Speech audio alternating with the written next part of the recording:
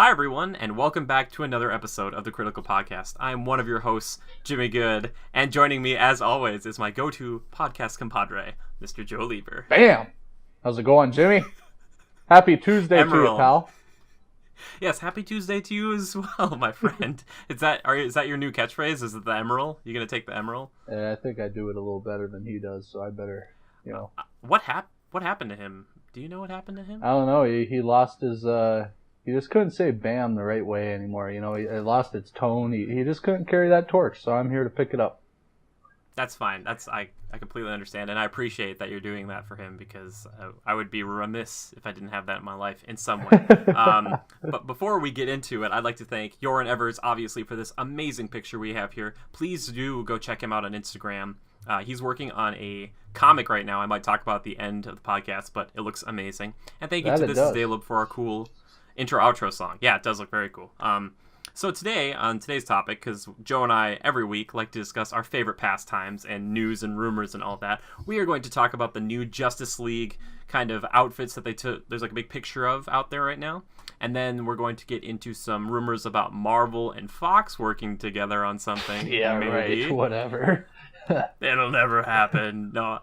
And then we're going to do one of our old segments about old versus new. The last one we did was Jurassic Park versus Jurassic World. And this time we're going to do Lord of the Rings versus The Hobbit. We're going to kind of talk, compare and contrast, do all that kind of stuff. So let's... So it's going to be a long one, right? I mean, it's... We'll see. Lord of the Rings, try not to get... a couple hours, maybe? Lord of the... I'm just gonna, like, the music starts playing in my head, the Howard Shore music, and then I'm just like, then I just start to cry. Lord of the Rings, what's that? Do do do do do do do. We're gonna get flagged. Do do do do do do do do. All right. Anyway, let's get right into it. So we're gonna start off with the new Justice League outfits that we just popped up here. Good concept Joe, art. Yeah, you saw the concept art for it. So, Joe, are there any here that really stand out to you? Because, I mean, Superman and Batman look pretty much, and Wonder Woman for the most part, look pretty much the same. Yeah. What do you feel about, like, Flash, Aquaman, and Cyborg? Well, I want to run right down the list, to be honest. That's fair. Fair enough. Major Superman fan here. Major, like, big time. So, one thing I like about, and, we've seen it, Man of Steel and the most recent Batman vs. Superman. They did a good job with his suit, don't you think? I mean, as opposed to like the comics and the old style movies where it's like that sky blue tights and the red as can be boots and stuff, and the cape. I like how they give it some texture, almost like the first Spider-Man movie where it's really got that texture in the suit. I love that, almost like a scaly texture, or I don't know how you want to explain that, but needless to say, you know what I'm talking about. You've seen it. It's got that almost rubberized texture to it, which is really cool. And a little bit darker tones meshed in there as well. I'm glad that the blue is more of like a deep, dark blue as opposed to bright and light, especially given the direction these films go. They're a little darker and a little more badass. So, I appreciate that design on Superman as opposed to past representations of his costume. But then jumping down to Batman, everybody compares the new one to, say, The Dark Knight or whatever, Christian Bale's Batman. This one, I'm digging the more blunt-looking helmet. I think it's kind of cool. A little more realistic, it's awesome. And I like the textures of his bodysuit now. I think it's really sharp looking, really almost monstery, don't you feel? Less of a costume and more of like a skin texture almost. Yeah, I get that. Yeah, I know what you're talking about there. Then again, it's all about the textures to me, The textures just add such a cool aesthetic to the suit. I think they hit it home with this Batman. At first I was off on, the ears aren't pointy, that's not Batman. What the hell, did they cut his ears off? Yeah. But I'm digging it. They're doing a good job, and as times continue, these costume designers and the technology at their fingertips gets better and better, and you can tell. I mean, these costumes are legit. A lot of money and time spent and hard work. So, then jumping down to Wonder Woman, she's cool.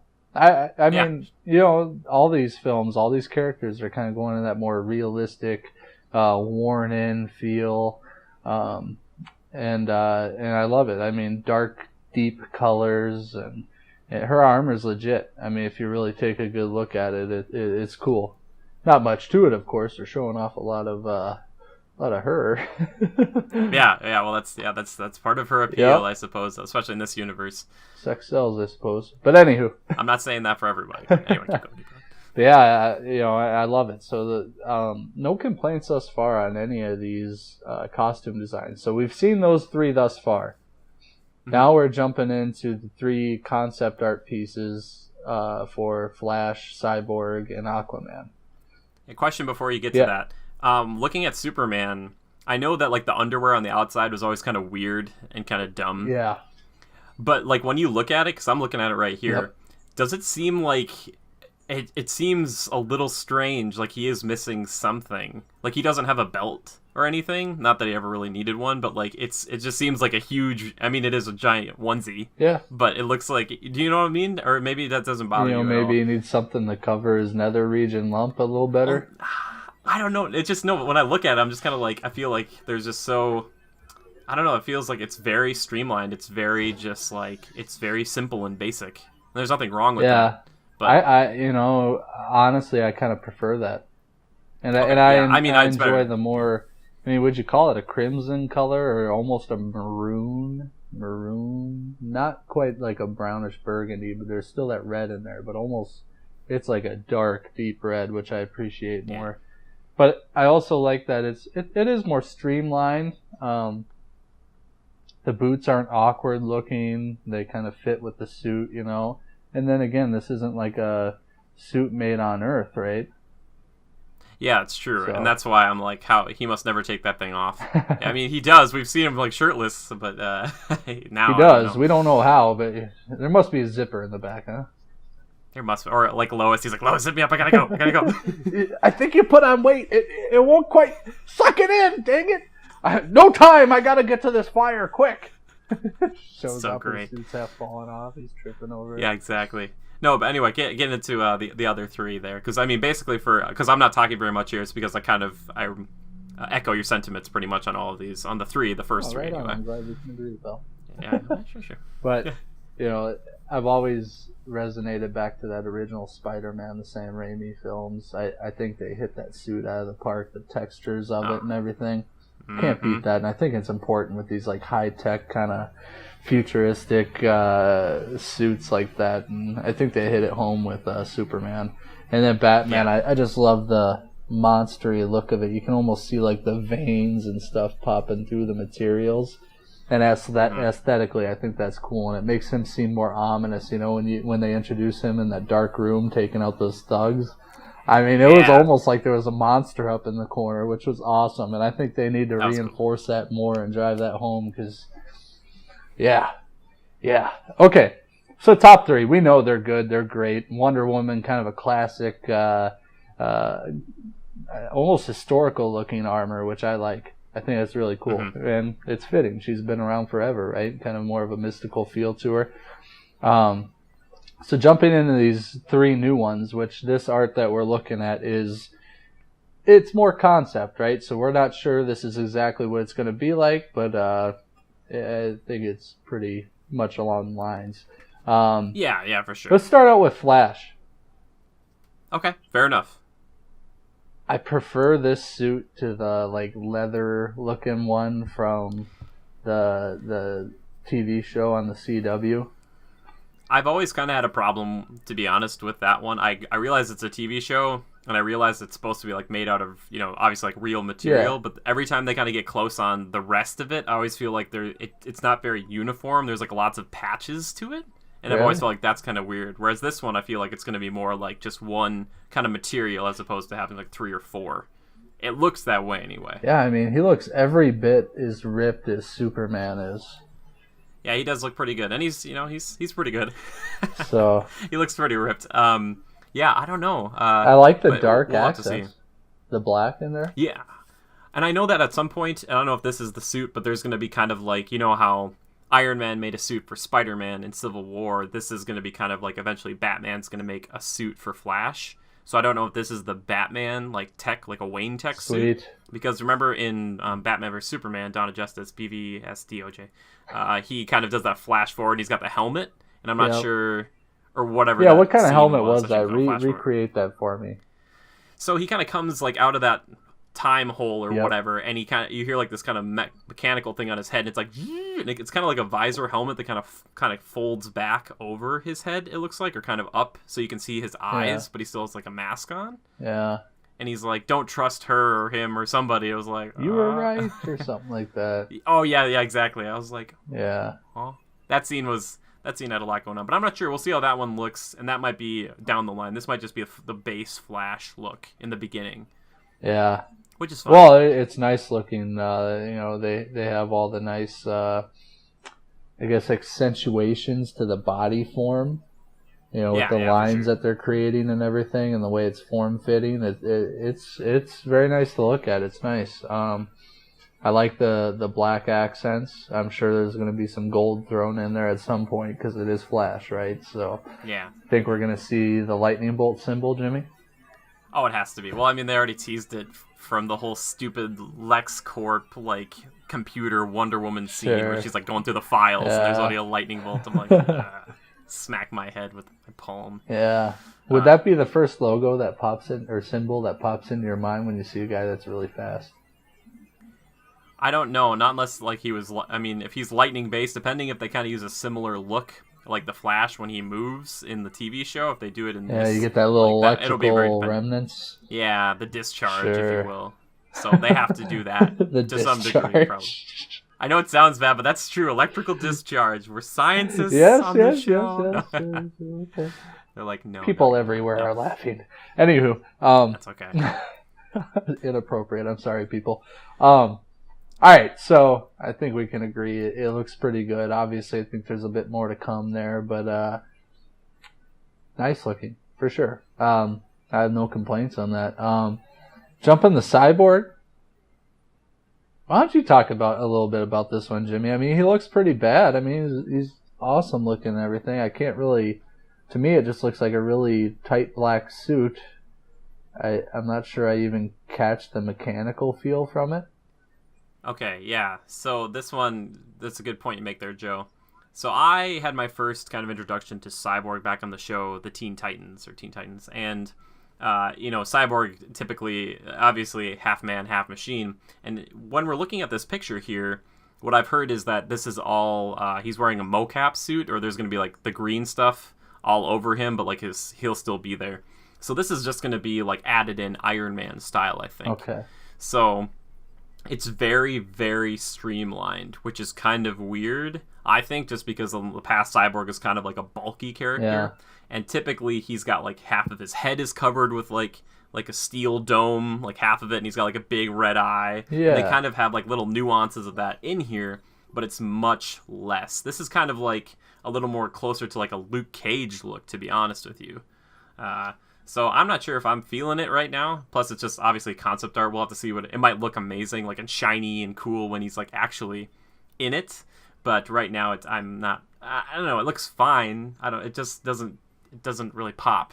In any certain way. Sure. I mean, the more I look at it, you kind of get a little bit of a feel of the side of his face. Has some metallic features to it, but nothing too crazy, which I think is good. I mean, you still want him to appear as human. He is part human. You want to get that feel from him, and the best way to do that is the visual part of it. So you can tell one of his arms is much more human than the other. The other side. I mean, personally, being that this is more,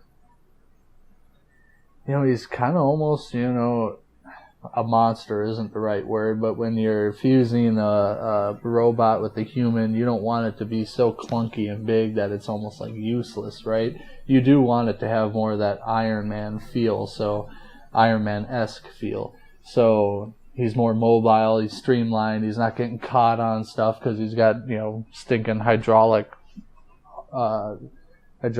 arms, or what's the word? I'm like rams, like hanging off the side of his arm that are getting caught on stuff. You want him to be streamlined and sleek, But you still got to show off the mechanical features, which, you know, with the scale of this photo, you can't totally tell. And it looks like his abdomen actually has like some tubular aspects to it.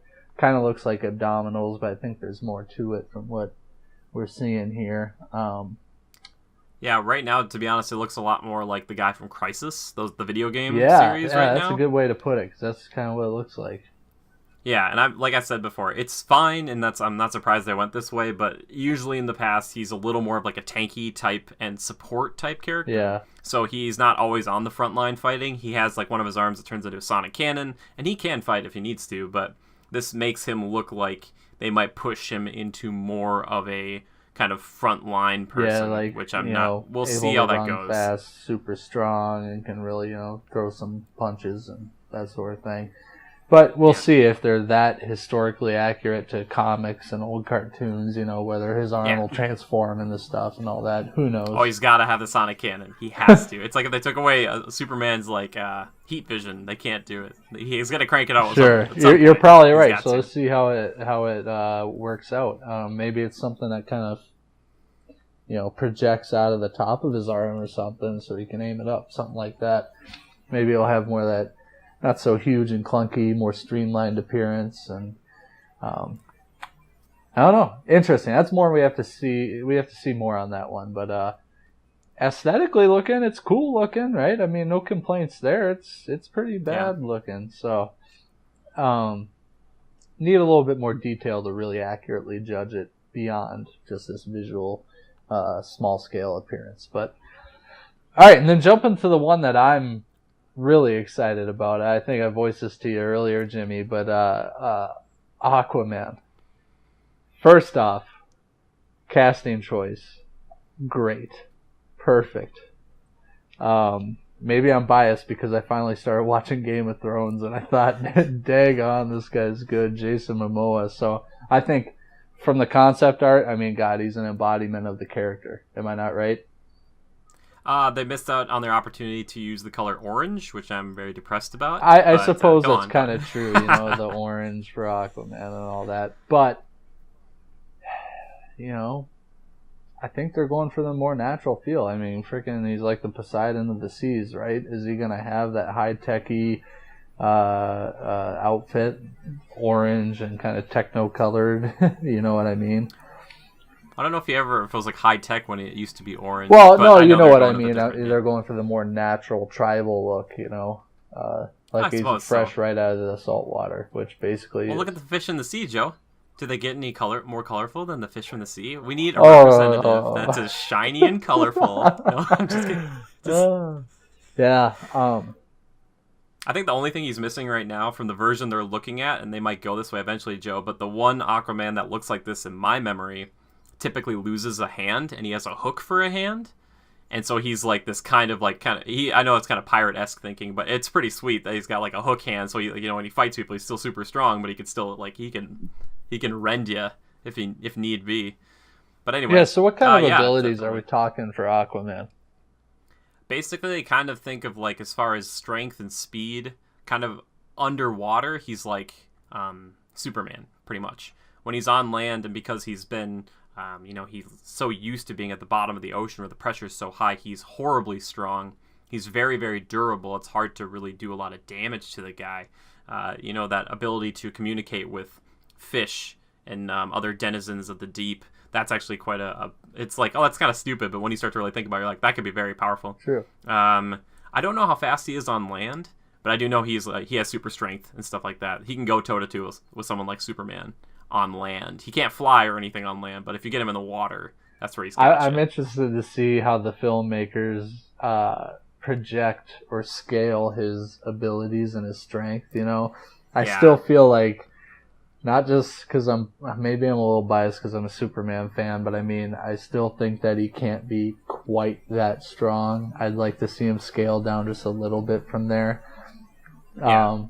But that's not saying I don't want him to be insanely strong. I want to see that. I want to see him kick some butt, and I'm interested to see how they bring in the whole interacting with the marine creatures, Yeah. So And one thing, too, I was going to say before we get past them, is that, first off, Superman is infinitely strong, but we haven't really seen him be like that in this universe. And the other thing is they're probably trying to make Aquaman as cool as possible, because out of this entire lineup, Aquaman is the one that's been kind of gotten the brunt of the jokes all the years. Sure. People are like, oh, Aquaman, he's not that great. So they'll probably do their best to make him as cool as possible. Yeah. So he'll probably deck a few people where you're like, why do you do that? And it's like, we have to make him cool. Like, well, and he is cool. I mean, here they're going for that almost, he's got the tribal kind of tattoos, a little bit of armor features.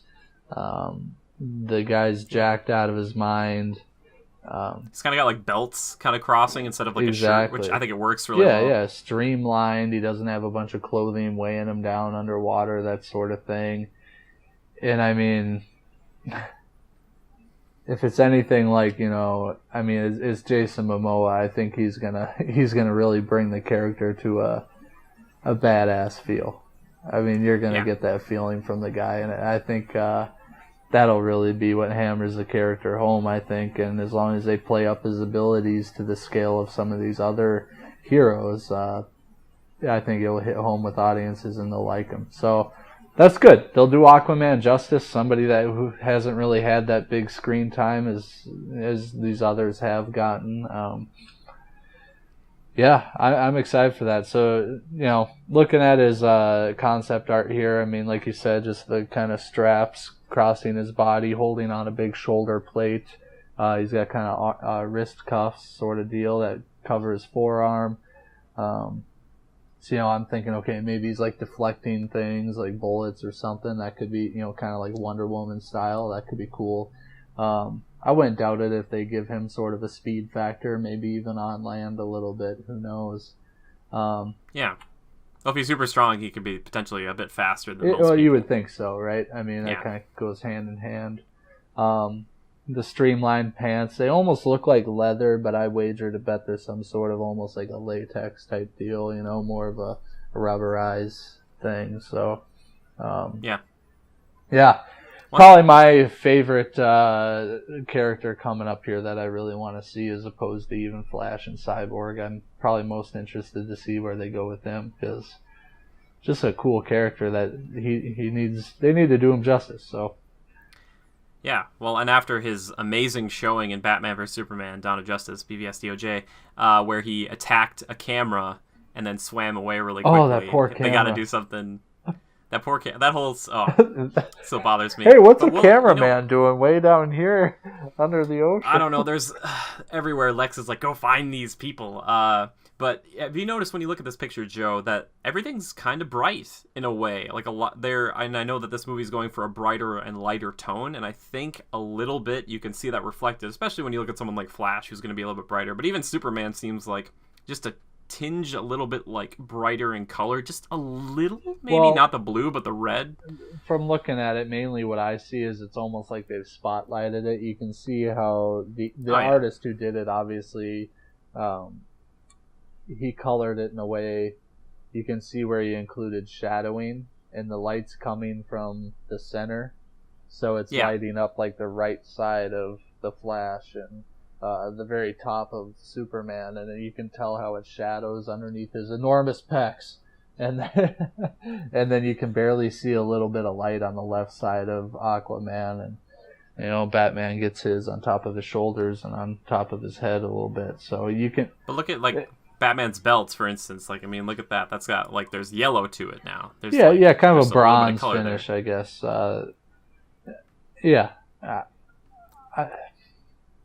I think I wouldn't be surprised to see all of these even a little brighter in the final film. Yeah? Yeah, because I think that's what they said they were going for, is they're trying to make it a little less, dark and gringy. Okay. I'm fine with it either way. I don't care. Yeah. I just, Aquaman, for a guy that spends all his time under the water, I think he's going to be a little dark and grungy. But... still hoping for that shiny fishman costume, just bright oranges. Like, he holds up a sweatshirt at some point and they're like, here, put this on, it's like bright orange, and he's like, I would never wear this, and he throws it on the ground, kind of be like, there it is, a nod to He tried. Maybe they will yeah, do but something like that to kind of put they put might. the I mean, they did critics something with the Hulk. down. I remember the Incredible Hulk. They did the same thing where, what was it? Liv Tyler like gets like some stretchy purple pants for Ed Norton, and he's like, why would I wear like stretchy purple pants? And I was like, there you go. Here, I got some leggings man. for you. Some leggings. They'll Yeah. really show off your cheeks. Oh. You're horrible. All right. Anyway, but besides, I mean, you're all for these costumes. I think they look pretty good, so. And obviously this is concept art, so we'll see more. Obviously, when they show probably like on-set photos. Well, and another like thing, that, Jimmy, originally I've always kind of been an artist growing up. I can draw to no end. Not to brag or anything. I love to draw. I'm pretty good at it. I don't do a lot of it anymore. Started out in college doing industrial design and art classes and all that. The only thing I didn't like was coloring. I would draw other people's pictures if they would color mine. That's how much I hated coloring. But using, I always take an artistic approach to things. I'm very much, what do they call that, right-brained? More of an artistic approach. Maybe. I think so. Isn't it like right brain, left brain? Whatever. Anywho, I always take that approach when I'm looking at things like this. And if I were an artist, how would I doctor this up and bring my own concept art to life? I don't know that I would do it much differently. The more I look at it, the more I appreciate this art here. It's pretty top notch. I honestly don't know how to do it any differently. Yeah, I like the fact that Aquaman is more tribal looking and not so high techy. Because I know it's maybe not true to the history and the way Aquaman's been portrayed in the past, but I think in this film, the way he's gonna be portrayed and the way he's discovered and what he's coming from, I think it's gonna fit a little better. It makes a little more sense to me. Let's hope so.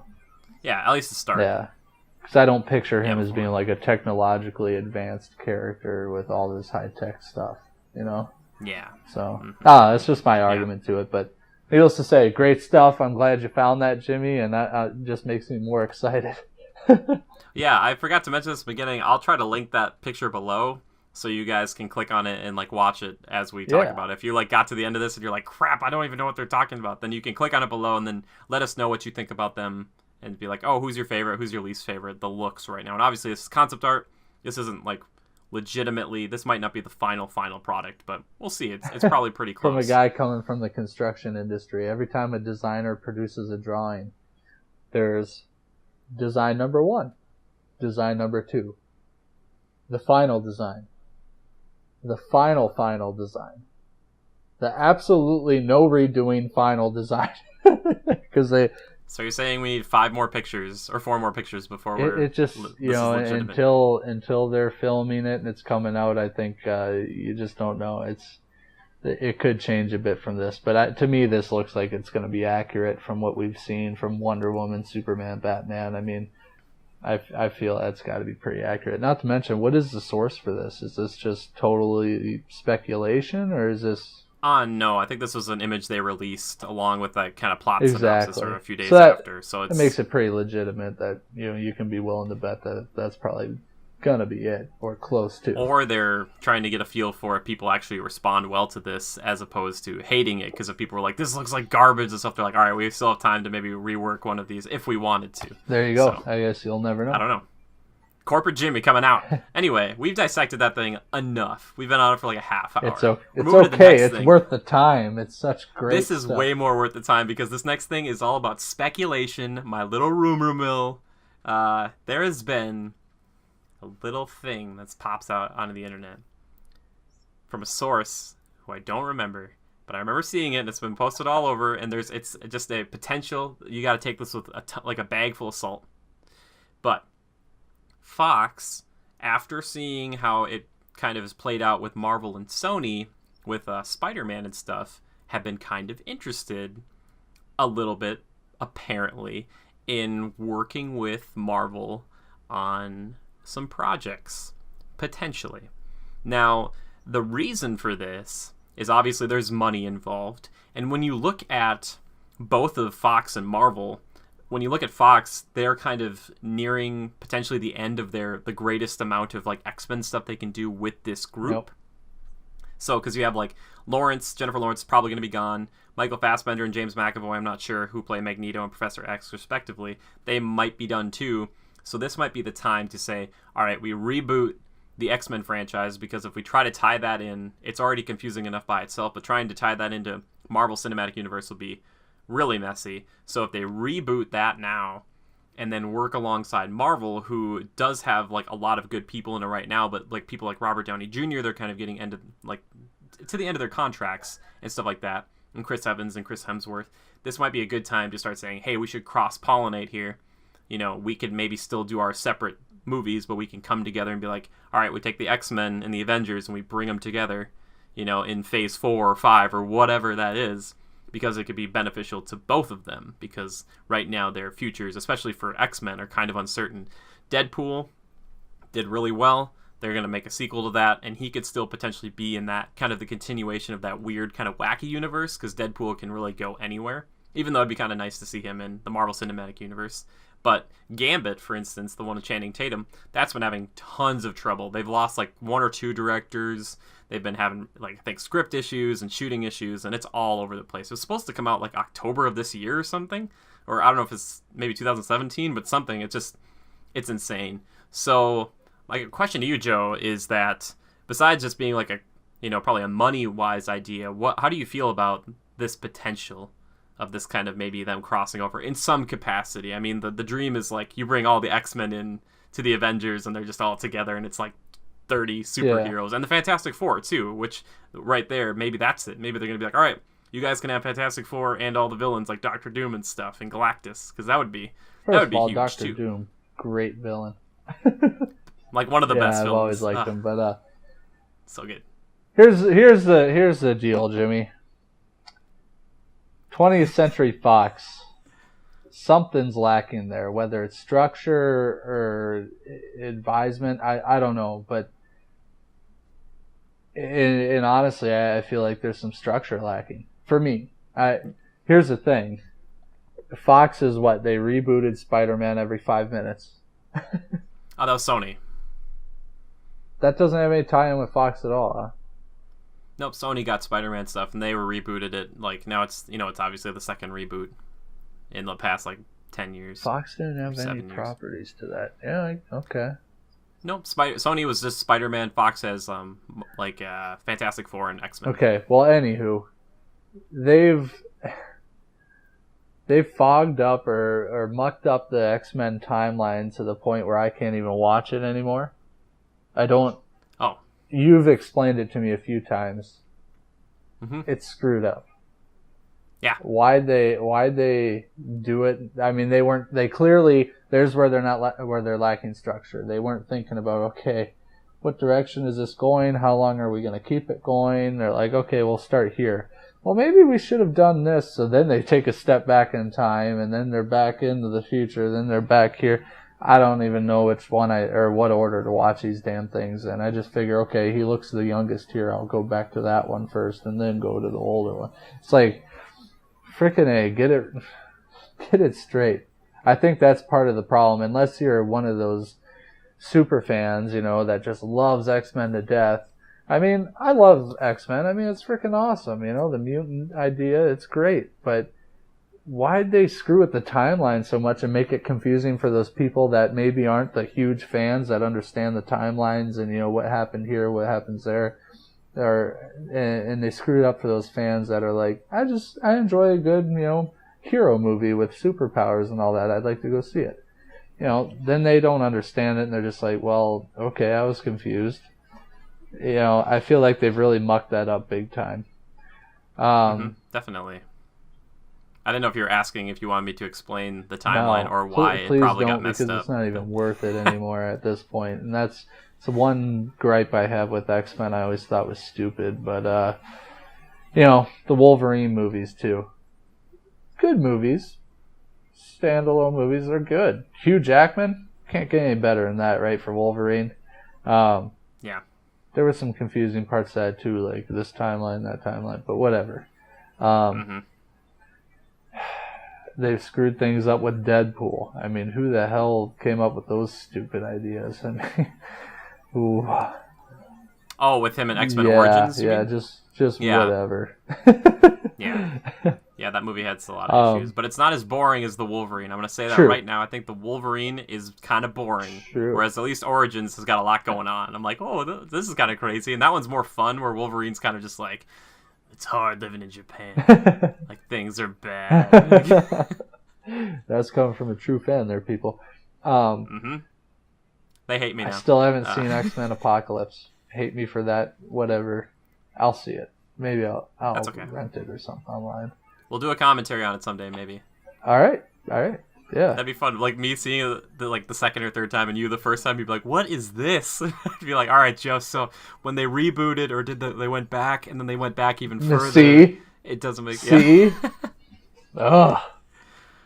But you're saying that there's a lack of structure over at Fox, 20th Century Fox, and maybe working with Marvel and Disney and stuff would provide them with structure. Like Kevin Feige, who's kind of the head of Marvel, he's kind of like watching these and kind of making sure that all these movies fit together. Yeah, they tie together the events that are going on in this universe. Well, it's all one big, it would essentially be one big universe, but the events that are going on with these characters here, these characters here know about those events because they happen in the same world and universe, so they know about these things, they know about each other, etc., etc.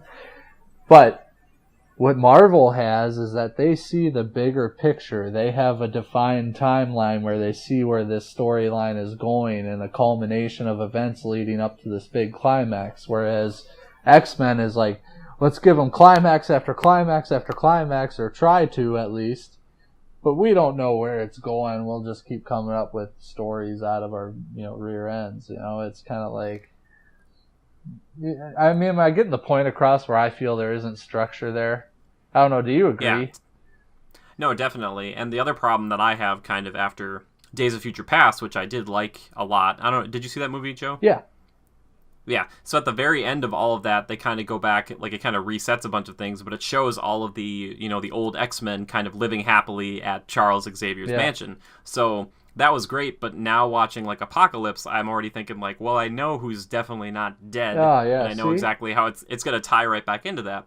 So the great thing that you're saying about Marvel is having that idea and that storyline, but the thing I love a lot, and the director of Ant-Man, the next one, was talking about this, he said like, we have to take into account what just happened in Civil War. Not only was Scott Lang kind of a fugitive, in the first Ant-Man, but now he's like an S level, or if you're into Japanese stuff, but A, he's like, he's the top tier type of fugitive now, that he breaks out of like that raft, that super high tech. So if like when he breaks out of there, we have to make sure we realize we can't just gloss over that and be like, oh yeah, he's just on another adventure and he's with Wasp or whatever. It's like, no, we have to say like, he's a huge fugitive now, and we have to tie that into our movie and make sure that fits within the lore of this expanded universe right now, because if we don't, it's kind of like saying, oh, well, all that stuff didn't really happen, or we could do a prequel to that, and it's like, no, we don't want to do that. It's just like, this is always moving forward. Marvel's always moving forward. It doesn't like jump back really. It does with like the TV shows or whatever, like Peggy Carter or whatever, but this other stuff, it's always going forward. With X-Men, they were like going forward, and then they went way back, and then they went into the future, and then they're like still in the past, and then the the Wolverine movies are all over the place. Exactly. It bothers me too. As a fan, as a huge, like when Joe's like, for all the like the mutant lovers and fanboys, I'm like waving in my hand. I'm like, that's me. Like, I love X-Men, but yeah, the structure's like gone. It's just like, we'll do whatever we want. Yeah. Whatever we want. And Marvel has this thing where, okay, they're making these standalones that kind of define the characters, get you attached to them, really help you understand them. Then they bring them into these larger scale movies where maybe the climax of it is a little bit bigger, and they feature other characters, but you've already kind of developed those feelings towards that single character that's in there, etc., etc. There's just a bit broader, they see the bigger picture there, flat out. What are the key points when you're writing a good story? You have your introduction, you have your body, and in that body, towards the end, or 3/4 mark, you've got the climax, the culmination of everything leading up to this large epicness that is the main conflict, or where things come to a head. Okay, and then you kind of, play it out, how do things trickle out, okay, great, all right, they defeat this guy, whatever. Then you have your conclusion. How does it end? You know, how do you tail things off and leave that audience with a good feeling of, okay, great, yeah, whatever. Or you end it on a cliffhanger, but there's still that conclusion. So you're saying, forget what I'm getting from it, is that Marvel right now, they're getting close to that 3/4 mark. They're getting close to the Thanos stuff. Whereas X-Men, like almost every movie, it feels like this is the biggest bad you've ever fought and will ever fight. They're trying and to do it every time, and it's just not. Now, Marvel does a good job of every movie feels epic. But you know that there's still that one lingering film, that one installment in the film franchise that is going to be probably the biggest of the big for the entire storyline, right? The Thanos deal, the stones, all that. So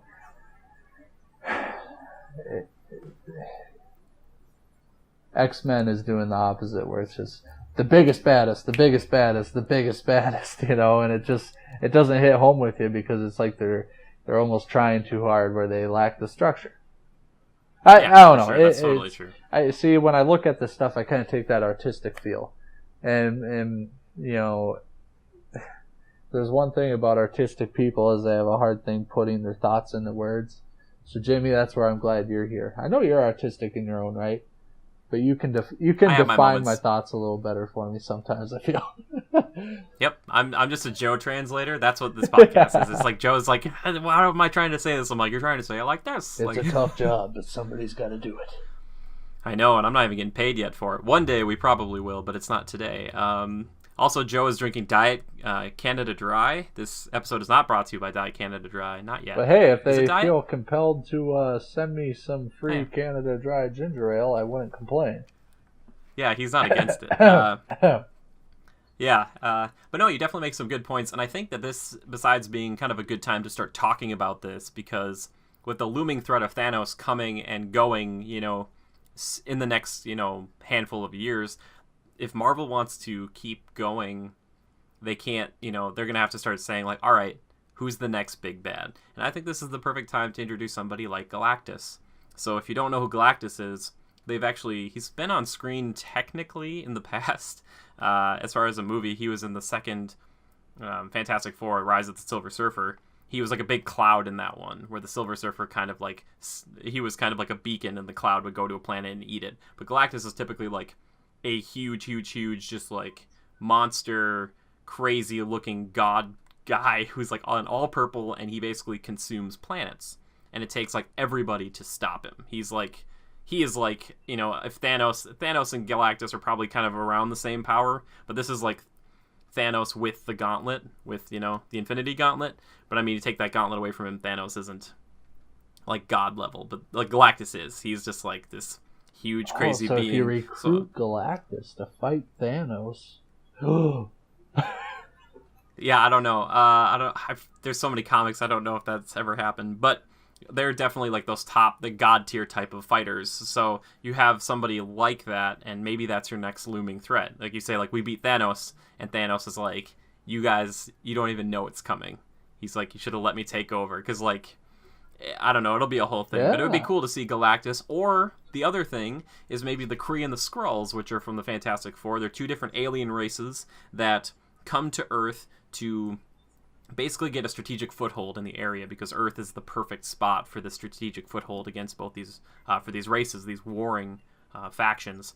So if you do that and you have like a galaxy spanning conflict with that, and seeing that Captain Marvel's coming into the fold, and she comes from Kree alien stuff like that, we can go into her backstory another time, and the Skrull, which are more on like the Fantastic Four side, and some of those guys become Super Skrulls, which are like, they get genetic augmentation, so not only can they transform how they look normally and hypnotize people, which is a Skrull capability, but they can adapt and get the powers of combined heroes. So like the first Super Skrull, which his name is Kl'rt. I just did a thing on him, so that's why I know so much about him right now. Look forward to that. Villains coming down the line, a video. But he has all the powers of the Fantastic Four. So you take all the Fantastic Four, put it into one being, and make it a bad guy, and then you have somebody that's very, very powerful, you know, like a very strong. So what, he can set himself on fire, he can have a stony arm or something, and then he can stretch really long, whatever, and he can go invisible. You're selling it, man. You sell that dream. But so to really hit your point home, what you're saying is Thanos may not be the tippy top of the mountain peak. They can go bigger and badder, and they can scale it up from Thanos, so they can go even farther down the road than most people are thinking right now. There is more to come, or could be more to come. Yeah, and jumping back a little bit to DC, I looked into this, Joe, and apparently, I think the bad guy for this Justice League movie is going to be, I think it's Steppenwolf, who's kind of like a lieutenant or somebody who works alongside Darkseid. So it might be like the first Justice League movie is them fighting him with his legions of those demons, those parademons, and then the next movie will be Darkseid. Okay, thank God, because I feel like Darkseid, he is almost like the tippy top of the mountain, right? Oh, yeah. Well, he's got those laser beams that can trace you anywhere. He can follow you forever, basically. Let's just not lead with Darkseid, all right? I mean, I want them to do him justice. Don't rush him. Exactly, and that's why I think Marvel's been so smart. It's like with Thanos, they're like, all right, here's a big bad that, Joss Whedon way back was like, yeah, we'll tease this guy, and that will be like the guy that we fight eventually. And it's like the same thing you could do with Galactus or the Kree and the Skrull stuff, is you make it a huge event, but like over time.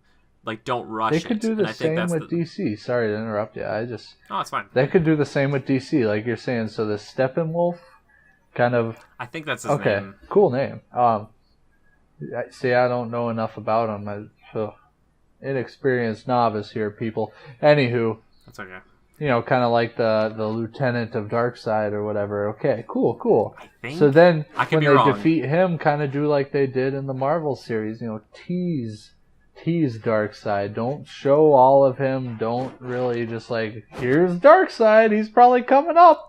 Just kind of give a little sneak peek of, okay, maybe Justice League defeats this Steppenwolf guy. Okay, but then you tease Darkseid, kind of like, they beat him. Okay, what's the next move? And then for the next installment, still don't feature Darkseid yet, but he's coming. You know what I mean? Yeah. So if they don't, that's like Smallville. He had Darkseid. Can't really define Darkseid as a person. Like in Smallville, is more of like a spiritual omen or something. Yeah. Which it was okay. It was well done, especially for a TV show. I think it was a good direction for a TV show to go. But yeah. Even then, he was coming. He wasn't there yet. They alluded to something like the ultimate was coming. So this is a good idea by DC. Something leading up, culmination, leading up to this ultimate figure. So maybe DC's getting it together, Jimmy. Who knows? Well, and like I said, we weren't really talking about DC. We got back to them. They might be doing that. We'll see how it goes. But with X-Men, what we've seen so far is that typically Magneto, for a lot of the movies, has either been kind of like the main antagonist, or he's been kind of at least one of the major players along with another one. So like this last one was obviously Apocalypse, but as far as villains go for X-Men, they do have a lot of them, but it's hard because after Apocalypse is one of those kind of like top tier type of bad guys. Like on a scale, no matter how does he compare to say a Thanos or somebody of that nature? It's hard. Are we talking Thanos with or without the Infinity Gauntlet? Because I guess I can't picture Thanos with the Infinity Gauntlet. I don't know what that really gives him as far as power and force. I will tell you this much, Joe. He does at one point wipe out half of the life in all of the universe. Huh? Because he's trying to he falls in love with the spiritual embodiment of death. And the only way he can get her attention is if he's like, I'm going to kill everything forever. And I'm not sure if they're going to go that way in the movie, because that'd be weird if he's like sitting around, he's like, I got to do this for my lady. But Apocalypse is very, very strong. They just didn't do enough with him in this last movie. I didn't think they didn't build up to him. They're just like, oh yeah, here's Apocalypse. And I was just like, okay. But and now he's gone. So what you're saying is, if they really would have showed off his abilities or what he's really capable of in the right way, you could possibly, place him up on the pyramid with some of these larger villains such as Thanos, right? Yeah, for sure. And the problem, I think, Joe, is because of the contracts, because they aren't sure if, they didn't have Jennifer Lawrence, James McAvoy, Michael Fassbender all signed on for like 8 or 9 movies like they did with these other guys at Marvel. Because with Marvels, they have time. They're like, all right, we have time to kind of flesh out a villain over time. Whereas this, they're like, all right, if we're going to use Apocalypse, we better use him now. Yeah. Like, you know, they just got to be like, here, quick.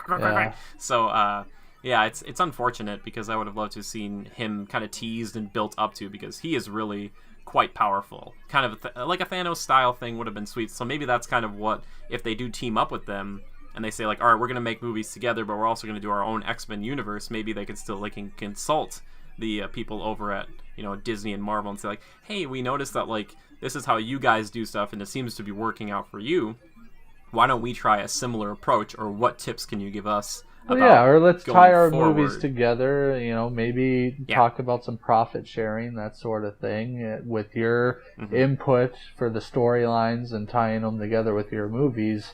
Financially, there'll be some money shifting around there or something of that nature in order to justify that input. So, yeah, that would be cool. I mean, you imagine giving Marvel, you know, letting them stick their fingers in the pudding and mix it around a little bit in order to, you know, get a little bit of reign over the story and direction of some figure like Apocalypse, or, I mean, come on.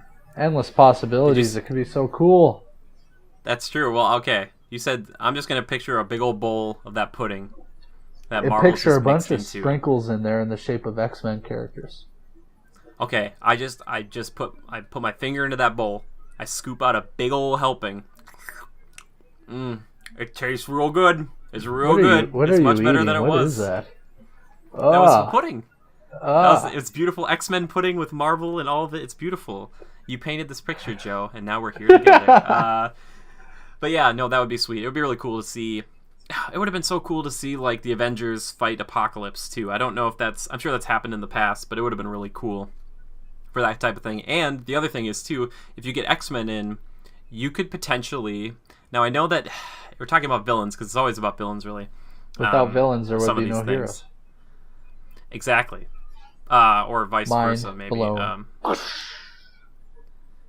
Yeah, I don't. Or yeah, but, but because Red Skull's kind of out of the picture because Hugo Weaving doesn't want to do it anymore, I wonder if they would ever consider, and this is just maybe my fanboyism for Ultron, what if he came back and they had Ultron become like the true, like in the comics and stuff, they couldn't fight him anymore, and it'd be kind of cool to see just like 40 superheroes unable to stop somebody that just keeps putting himself into new bodies and just keeps making more and more and more and more. Like that movie would be insane. Yeah, he's that endless like, villain, that endless unbeatable villain that maybe they destroy him at one point, but he keeps coming back in different bodies.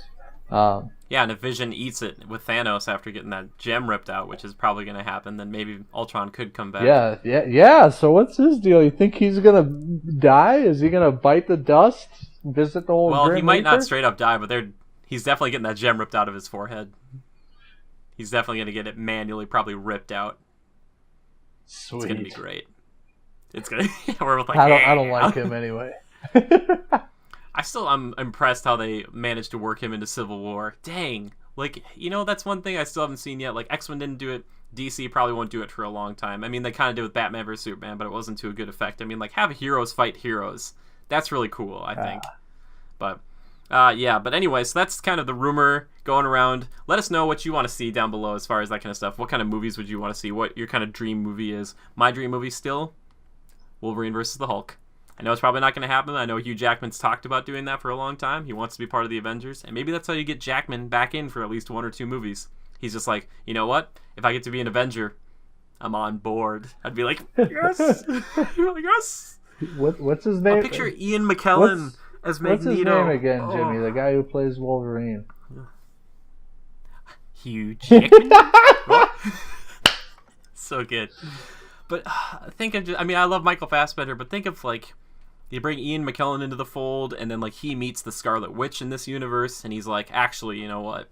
I'm your real father. I know they could have like a Darth Vader Luke moment, but it would be really cool to see Magneto finally, and the word mutant get used. So they wouldn't have to be like, oh, these are miracles or enhanced individuals. It's like, no, they're mutants. They're just mutants. Like you woke up their powers, their mutant powers with the scepter.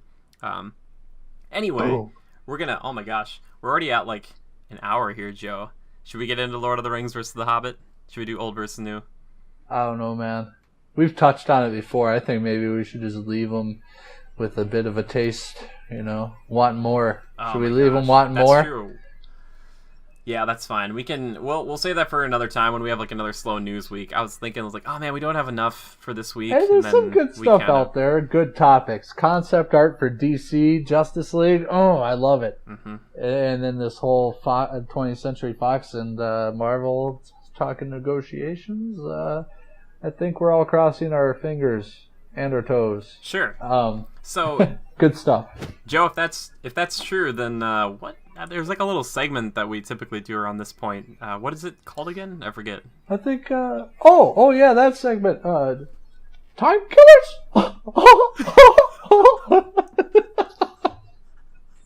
So good. See, I laugh a lot of the times. Brother. Yeah, I laugh like kind of silently a lot of the time, so you can't hear me laughing, but I really am. Or do you prefer Timekillers? I mean, either or, really. All right, let's get it underway, shall we? I was going to say, if you want to do a Mickey Mouse approach, like, oh, I'm going to eat your soul. Oh, oh. All right, Jimmy, if we do the Mickey Mouse Timekillers intro, we'll let you handle that one. You're clearly better at it than I am. I love Disney. Disney, if you're listening to this, just the whole corporation as in general, I love you so much, and I would love to come back to the parks soon because I'm desperate to come back there. Anyway, Joe, Timekillers, what are you watching? What are you killing time with? What are your pastimes consist of this week? You're gonna roll your eyes at me, Jimmy. Our buddy Drew got me into a little indie series called Game of Thrones. Nice. Good stuff.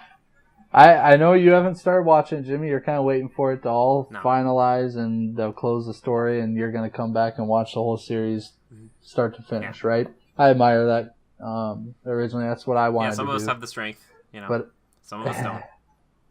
I love it, man. I totally understand why everybody and anybody talks about it all the time. I get why on Monday mornings I come in and my Facebook newsfeed is clogged up with Game of Thrones references. See, that's the problem right there. That's why I don't want to watch it, because I hate spoilers. I really, really do. And this show is rife with them. I'm going to wait till it's all dead and then just go into it. Just be like, oh.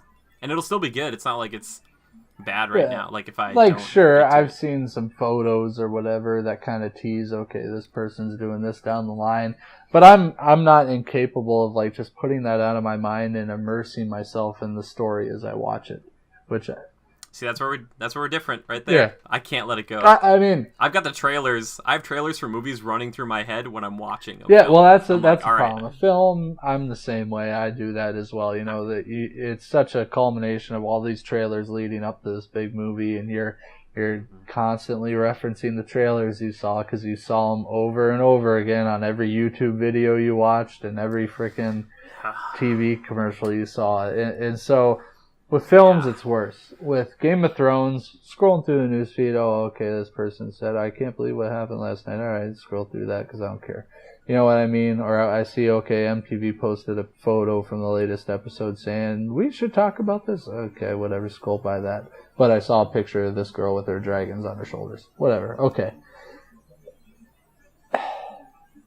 There are still little nuances and things that I don't have any clue about right now. I'm loving it. Like, I am totally immersed in it. And I think it has a lot to do with you're very much the same way, Jimmy, but I appreciate this old historic feeling type stuff. Lord of the Rings, for example. This is like Lord of the Rings, maybe not on the same scale and maybe not as crazy mystical and stuff, but it's kind of like that, only it keeps going on for multiple hours. You know what I mean? 6 seasons. Yeah. An hour and some odd minutes for each episode. It's good stuff. And yeah, it's violent, a lot of nudity, whatever. I'm an adult. I can appreciate it. There's an artistic feel to it that really... Those scenes are justified. You know what I mean? Like, oh, okay, another naked lady. Well, at that time period, that's how it was, whatever. So, sometimes the killing of animals gets a little rough. So there are times, Yeah, Jimmy, I'm where out. you may be like, all right, I got to turn this off for a little while. I know you're a big animal lover, Out. but Yeah, except for human animals. well, I then you'll really, appreciate ones those parts because they don't really shy love away those. from the beheadings and the stabbing through Bathe the in the neck. blood. Oh God, Sorry, keep it. there are some pretty grotesque murders in this show, and maybe I'm sick and sadistic, but I love it. Well, I watched Breaking Bad and like a lot of Walking Dead, so I don't feel like anything really bothers me anymore. I'm just like, oh yeah, that's pretty messed Yeah. up. Some of the animal stuff is a little messed up. Like, oh.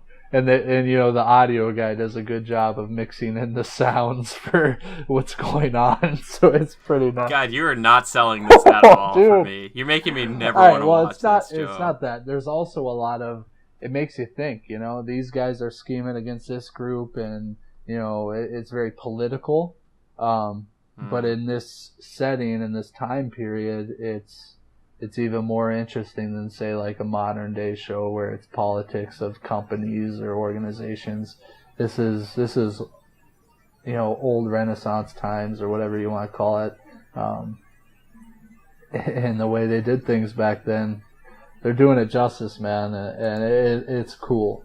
It is very cool. So I'm sucked in. I probably already have 12 hours into watching this stuff, I'm loving it. So for any of those people out there maybe listening that aren't believers in the whole Game of Thrones thing, I didn't really give it much of a thought until now. Now I'm hooked. So All right, that's what's killing my time lately, Jimmy. How about you? There you go. I was like, well, we're gonna go for like 10 minutes on Joe's. It's like the Game of Thrones. It just is. See, now give Jimmy a little pressure, people, so he'll start watching. This could be a topic. Come on. No, I'm not. I'm gonna wait until it's all done, and then I can happily slip into that, because there's too many people in this hot tub right now, Joe. There's too many people there. They know too much. They know where the best seats are. Jimmy, they're they know all where pretty ladies. They know where the views are. I want to go into that hot tub when nobody's there anymore and figure it out for myself. I can work through it at my own pace. That's right. I'm not one of the sheep that just goes just led around. With other things, I am. I mean, with like the Marvel sheep, stuff. pal. I mean, I'm a damn lion. I'm a lion. Yeah, that's right. Anyway, for my stuff over on this end of the boat, as far as watching stuff, I'm trying to think of what I've been working on. That's one I talked about a while ago, but there's only like 1 or 2 episodes left of this season. It's the Cabaneri of the Iron Fortress. If you have Amazon Prime, it's this cool. It's a very good anime about like this zombie plague kind of thing, but it's not just like your typical zombies. It's weird because like they can learn, and some of them like can use weapons and stuff, and sometimes they come together to make this super like giant, like they call it like a black or dark cloud, and it's like a bunch of zombies put together into like this big giant, and there's like one zombie in the center that's controlling all of them. It's been getting really weird and stuff. It's pretty gruesome. But that's been pretty good. I've been playing Dragon Quest VIII. I got to finish that up. It's been very good too. And I've been playing Mirror's Edge Catalyst. Oh yeah, that was that game that guy gave you some money to buy and check out. Yeah, right? Simon, if you're listening to this, I love you so much. Thank you for your donation. That was really great, and it's been pretty good. I probably wouldn't have bought it unless someone would have been like, "Hey, you want to like? Here it is. You can buy the game." I'd be like, "All right, sweet." Well, so you did that, and you've been playing, and you appreciate it. You like it, huh? I know you've talked about it a little bit, just in passing, but yeah, it's good. It's like a soft reboot of the franchise, so I have no idea what's going on. I haven't really been paying attention to the story. It's been kind of boring, but the mechanics are pretty good. I'm not always great at free running. What? Oh, nothing you do. Just like it's been a little boring. Oh, the storyline is pretty, like, it's kind of like, I don't know, there's nothing special about the storyline. Sure, but you say it's kind of a soft reboot, right? So maybe there's some things that you're not familiar with or something like that. Maybe? I just don't know. So what's kind of the goal of the game? What exactly are you doing through the campaign? Well, you play as Faith. She just got out of juvie, and she's kind of like reestablishing herself in the world as a runner. And these runners basically like run information or like gear or tech all around this city, and they're kind of like a revolutionary group against this security agency that's kind of taken over the city in this dystopian type future. So you're kind of fighting against the man. that's what you're doing. So it's pretty good. And I think we're getting near the end of it. It reminds me of Eon Flux or whatever. Yeah, definitely. Yeah, for sure. Yeah, I know what you're talking about. Remember when that came out and like I saw Ultraviolet and those two movies in my head kind of merged? Yeah. Like sometimes two movies come out right away that are like each other. You're right. You're like, absolutely right. Wow, that led into a tangent there, but whatever. No, it's fine. That happens. Like I think it's just because sometimes like movie companies here they're like, oh crap, we have to do like futuristic female-led super movie or whatever, and they're like, we gotta get one out, you know. Well, what? Charlize Theron was in the one, right? Maybe it was maybe it was. So. It might be Aeon Flux. I think so. Who did that one? Yeah. Can't go wrong there. The other game I was getting into too recently again is Darkest Dungeon. Which I think, Joe, you might have seen me play a little bit. I was watching the Twitch stream. It looks kind of like a cool PC game, man. Yeah, it is. I feel masochistic sometimes because I'll be like, oh man, I'm so sad. I just lost these people and I don't want to play this game for a while. And then what I'll do is the next day I'll be like, how can I go back in there and do that better? And I'm ready for more pain. But yeah, so that's kind of what I've been doing as far as killing time. So that's streaming Overwatch. And yeah, exactly. Overwatch. People are like, you talk about Overwatch too much. It's like, well, there's a bunch of information that just came out about it, but I won't even talk about it. So, but when I will say this, when a new, probably not necessarily a map, but if a new character gets announced soon, Joe and I will definitely be talking. Oh yeah, we gotta give you the lowdown. I mean, come on, people. If you don't like Overwatch, what's wrong with you? yeah, exactly. So now we're gonna move into questions here. So we actually do have a few quick Overwatch ones, which we can answer pretty quickly. So, and a question that came after this. So Diego writes in, he wants to know if Genji can deflect Reinhardt's charge, and if Mercy is pinned by Reinhardt, can she escape by using her left bumper, her kind of flight thing? No to both. I'm pretty positive it's no to both. Jimmy, I'll reaffirm that and say no to both. That'd be amazing. I'm pretty sure Drew has tried many times, and then he swears. He's just like, Reinhardt's charging, and he's just sitting there with Genji, and he just like tries to just goes and off the side. For those of you who don't know, Drew's our good buddy who plays Overwatch with us a lot. He's always in the Twitch streams, but he is a notorious Genji player. Like, when in doubt, if he can't decide on who to go with, it's Genji. And he's probably tried to deflect anything and everything he's ever had the chance to deflect. So, yeah, Genji. Anyway, but a big no to both. And then this one is for you, Joe, specifically from Diego. He said, "What are your thoughts on the future of creating like a YouTube channel, kind of going forward? You know, because you're part of this, and maybe you do just pretty much this is the only thing you work on with me. Yeah. But what are your thoughts? I'm kind of interested to hear. Yeah. Well, first off, I've seen this a lot. Like, I follow a guy, Roman Atwood, pretty famous vlogger online on YouTube, and known for his pranks to start off with, so he kind of had a big platform to start from, so that kind of gave him his jump start into doing like daily life-based vlogs, what he's doing every day. So having that first fan base and platform kind of catapulted him into his next phase of videography, whatever you want to call it, YouTubing. But for maybe some people starting out, or people more in our shoes, doing something they're passionate about and just having fun with it and getting it out there for the people that would like to hear it. First off, I think doing it, like you and I, we're a team. I think you're the one who started this and kind of brought me in, and ever since I've been having a blast with it. And somebody as knowledgeable on some of these topics as you are helps. It brings a lot to the table, and then just somebody like me that can bring in a little bit of commentary. You've got knowledge on these things, I have some knowledge on this stuff. Don't sell yourself short. Yes, I have a lot of self-confidence, people. Anywho,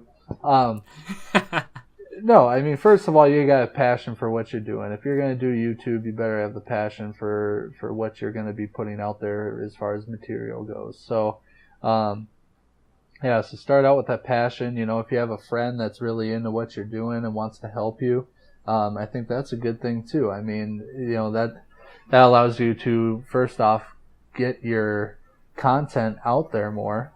Not only is Jimmy sharing this online through Twitter, Facebook, etc., I'm sharing it online through Twitter, Facebook, etc. You have a couple personalities to play off each other. add a little bit to it is instead of just one guy talking about some topics by himself. You've got some people, bouncing ideas back and forth, which, brings another aspect to it, a little more entertaining. So, mixing it up with your friends, and I think humor is important too. Adding a little bit of humor into what you're doing, makes it a little more exciting for people, gives them a chance to kind of, a little chuckle when they're listening, that sort of thing. And then just pushing the content, putting out good, high quality content, things that you actually, like if you were in the listener's shoes, what would you want to hear about, You click on our podcast for a reason because it sounds like a topic you're interested in. If you're going to talk about it, you better, make it of high quality. So that... And more specifically... Yeah. I was going to say, I think the future of this channel, I think when I reread that there again, I think that's kind of what he's getting to with you. He wants to know, okay, well then you better rephrase this question. Here I was on a whole tirade of info about how people should start up. I think basically what you took it as, like, what would you do to make your channel, like the future of another channel, but it sounds like on creating, I think it sounds more like he's asking about creating and working on this one and where you see our future. Oh. So you've already kind of talked about creating it and like what to do with that. Yeah. So, kind of the foundation of where we're starting. I think I kind of summarized that a little bit, teamwork and adding in, the good aspects, humor and all that, good high quality content. So down the road for us, Jimmy, I mean, first of all, maybe a little bit more, some video features, maybe a little bit. I know right now it's just the audio, with great artwork. Yeah. But maybe one day you'll see our faces, so to speak. Maybe some sort of a little studio deal, whether that's, just our faces through Skype video, something of that nature. Who knows? But I'd like to see something like that down the road, and we're working on it, people. That may happen. With your support. we appreciate it. Yeah, but in the future, I guess... Jimmy, this is kind of your baby, too. I mean, what do you see coming up down the line? I only smirk just because you say it's your baby, and then I just picture it like I'm like cradling like the channel in my arms. There's a big C and an R in his arms right now, and he's got a bonnet around the C. And unlike my usual reaction to holding a baby, which is to throw it immediately. Bam! See, Joe can laugh at that because if like... Most other people be like, "You're a monster," because he knows I'm not gonna throw a baby. I dropped one. I dropped it. There's that humor I'm talking about, people. Anyway. Yeah, exactly.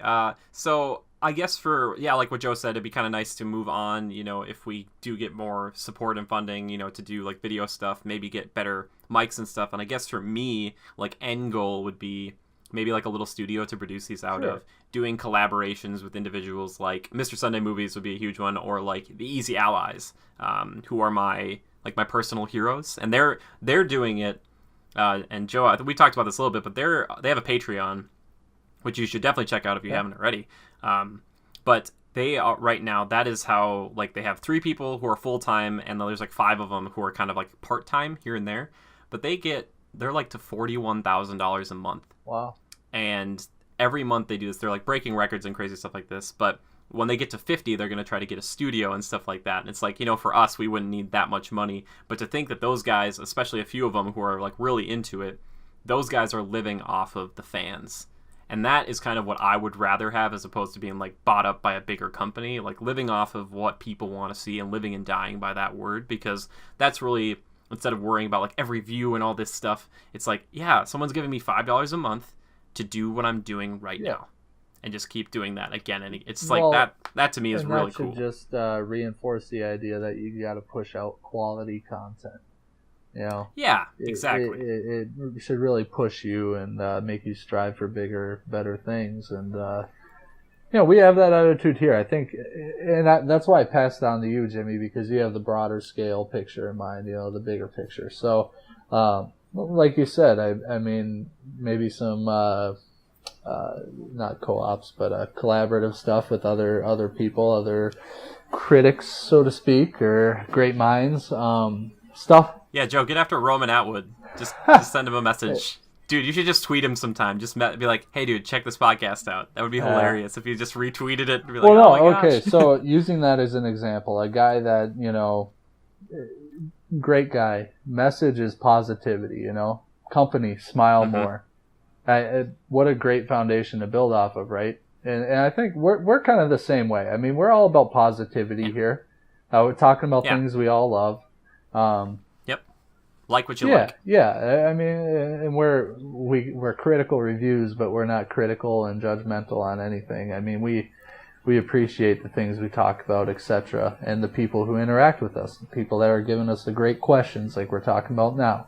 I mean, look at this. One question spurred this great conversation, and thank you very much for these questions. I mean, every week I appreciate them. I think that's awesome, and that's something with the broader picture in mind. That's something that I want to see more of week in and week out. More interaction with the people that are listening to us. We're not huge now, but we're growing. I think we're doing well, Jimmy. I mean, looking at views and people that are listening to us, I'm loving it. I think it's great. I like that people are appreciating what we're doing here. So the biggest thing for me, I really think in the future, is that more interaction with the people who are listening. I want to see the comments below the YouTube video. I want to see the tweets. I want to see the Instagram stuff. I want to see people watching us on Twitch. Getting a lot of that lately. I think you got some pretty developed followers right now, which is awesome. So they're good. They're really good. Yeah, they are. I don't know why they cool, stick around. I love when we stream. We're playing games, and they got some witty banter going on in the chat there. It's fun. So, all in all, we do this kind of for the listeners, and we have fun with it. So it's about you guys right now. So I want to hear more from you. I think that's a big thing for me. Amen. And I only echo that sentiment, obviously. And the thing I want to do besides just kind of educate you on things, the people who are listening, is I want to entertain you. If I can make you smile for even a second, if I can make you forget about your worries for a moment, if I can take an hour out of your day that you would have spent doing something else, or maybe just enhance something that you were working on already. Like, I've talked to Joran, who's done this beautiful drawing we have. And he says, like, he listens to this stuff while he's working. Yeah.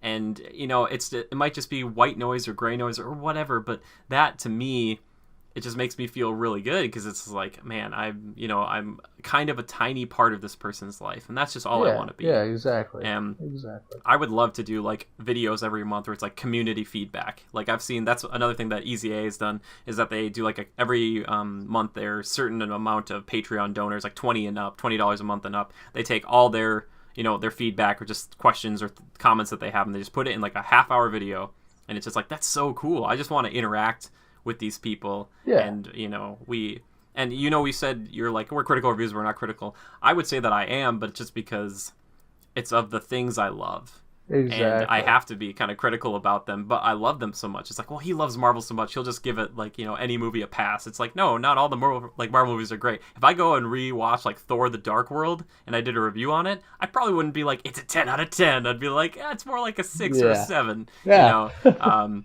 So I'm critical of the things that I love a lot, and but that doesn't mean I'm critical of anybody who comes to this channel. I'm not gonna, kind of, you like what you like. Like I said, I like everything from that, like, anime to, like, Downton Abbey. And Joe's pointing at me because the door opened behind me because my border collie just walked in, and it looked like a ghost from his perspective. Ghost from my perspective. I mean, that door just. Yeah, it's like, Jimmy. Yeah, exactly. If I'm just watching. When I'm watching just my Skype chat, it does look like the door just opens. Like, I just did it. I should have done it with my mind. I should have been like, Joe, I'm just going to open the door now.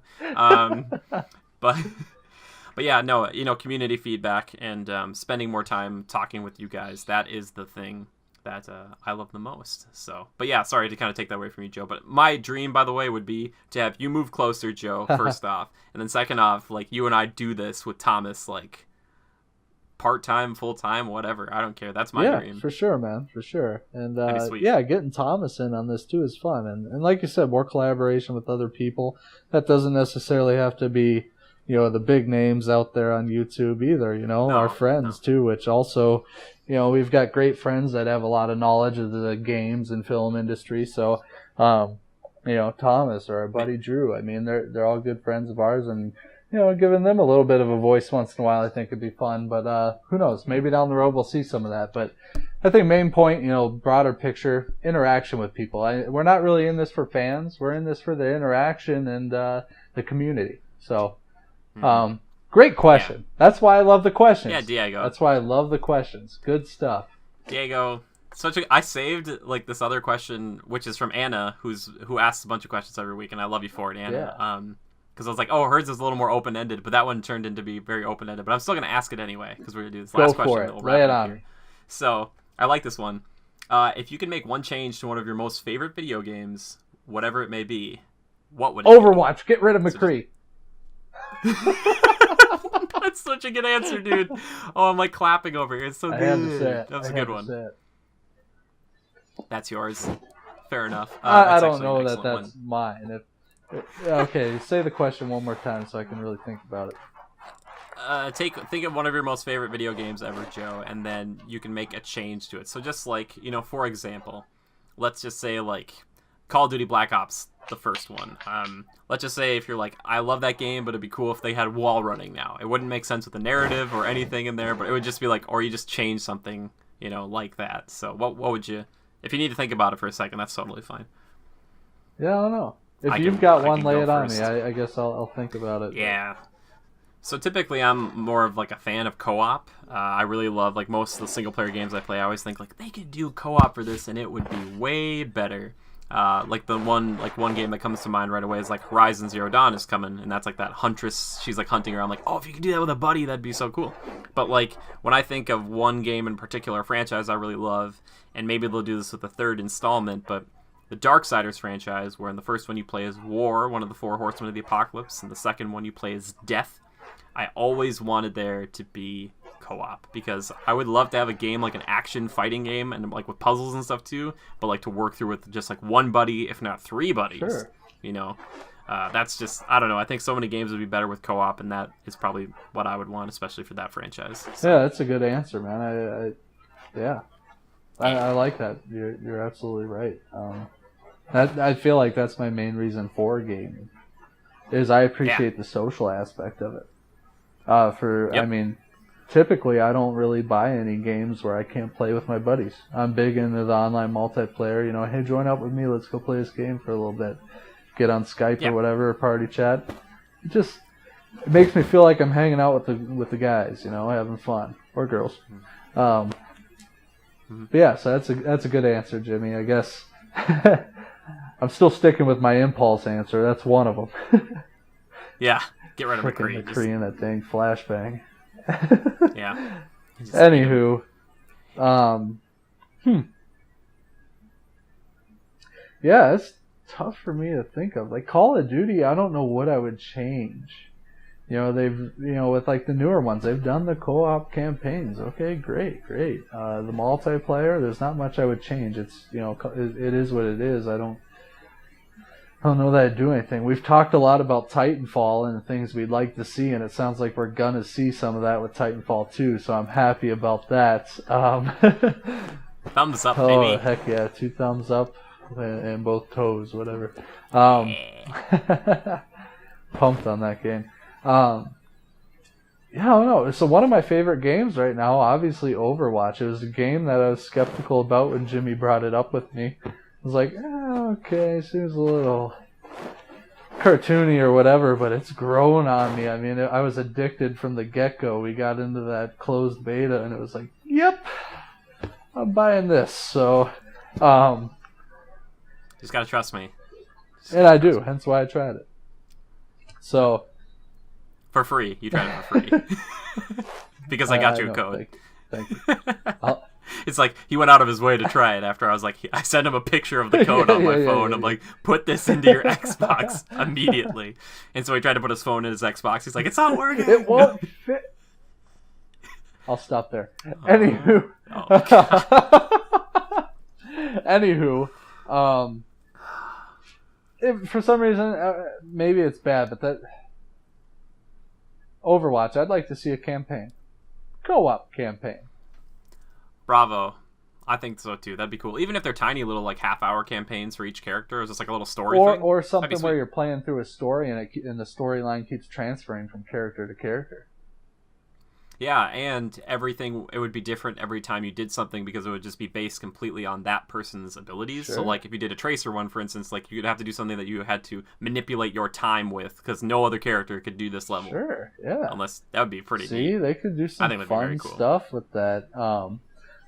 I mean, not that I'm mad they didn't. I mean, this game is great and it stands out on its own just being a multiplayer game. I love it. But I'm just saying that it would be very cool to have a campaign with those characters, with such a great array, broad array of characters. It would be awesome. Especially if it was co-op. I just thought, what if Joe, like the Arkham series, like the Batman stuff, what if they had a Reaper level where you went into a facility and you were going from like place to place in the vents and stuff, and you were like killing a bunch of guards and soldiers and stuff that were like gonna destroy you, but you're just like floating around, you're like up in up in the vents and like dropping down on them using your ultimate and just Think killing about everybody. It. Reaper could be a scary character, freaking floating around. And you're like and then you do one level where you're like Reaper and scary and creepy, and then the next level you do is like Winston, where you're like you're like testing out some things, or like you're like playing with things. I don't know. You gotta gather some tech for some new developments or something.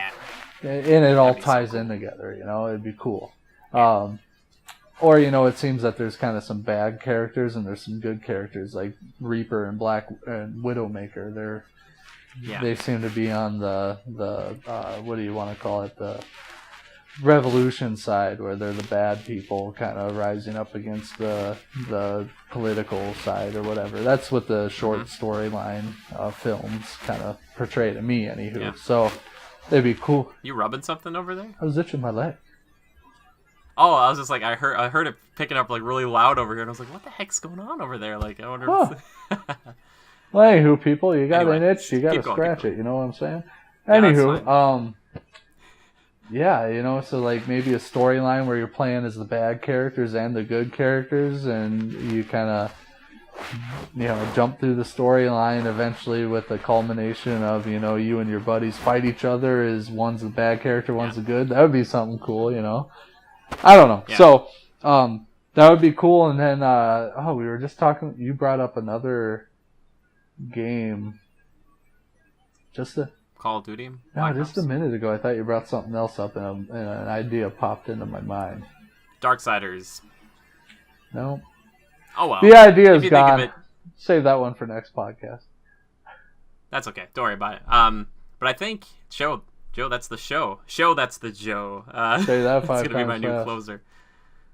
What was that? Say that 5 times fast. I can't even say it once. But yes, if you want to, throw us a question, just make sure to do it just at one of our Twitters, which is, mine is @GoCritical, capital G, capital C. And Joe's is... Is it bad that I have to look it up every time? Yeah, kind of, especially when I know it. You don't know it. It's @lever_627. That's lever just like beaver, only with an L.